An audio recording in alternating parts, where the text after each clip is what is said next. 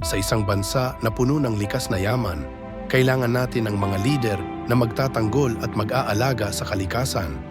Isang senador na hindi lamang may malasakit sa tao, kundi pati sa ating kalikasan. Si Senator Francis Tolentino. Si Senator Tolentino bilang isang lingkod bayan ay hindi tumatakbo sa mga pagsubok na hinaharap ng ating bayan. Sa ilalim ng kanyang pamumuno, naging aktibo siya sa pagsusulong ng mga batas na magpoprotekta sa ating kalikasan, gaya ng pagpapalawak ng National Integrated Protected Area System. Pinagtibay niya ang batas na nagprotekta sa ating mga likas na yaman tulad ng mga kagubatan, coral reefs at marine sanctuaries.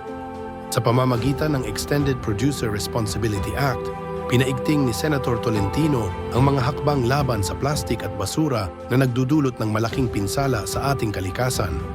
Ang batas na ito ay nag-aanyaya sa mga negosyo na maging responsible para sa kanilang mga produkto, mula sa packaging hanggang sa disposal, para masugpo ang plastik na polusyon na isa sa mga problema na hinaharap ng bansa. Sa Philippine Energy Efficiency and Conservation Act, binibigyan niya ng suporta ang mga hakbang na nagpapababa ng konsumo ng enerhiya at nagpo-promote ng green technologies. Si Senator Tolentino rin ay matapang na lumaban para sa West Philippine Sea, isang mahalagang bahagi ng ating likas na yaman na kailangan nating ipagtanggol. Ipinaglalaban niya ang ating karapatan sa mga likas na yaman ng dagat at ang pangangalaga sa mga coral reefs at marine biodiversity sa ating teritoryo.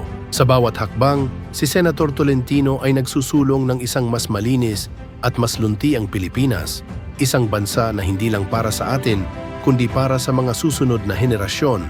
Si Senator Francis Tolentino ang kakampi ng kalikasan, ang nagsusulong ng mga batas na magpoprotekta at magpapaunlad sa ating kalikasan habang binibigyan ng mas magandang kinabukasan ang bawat Pilipino.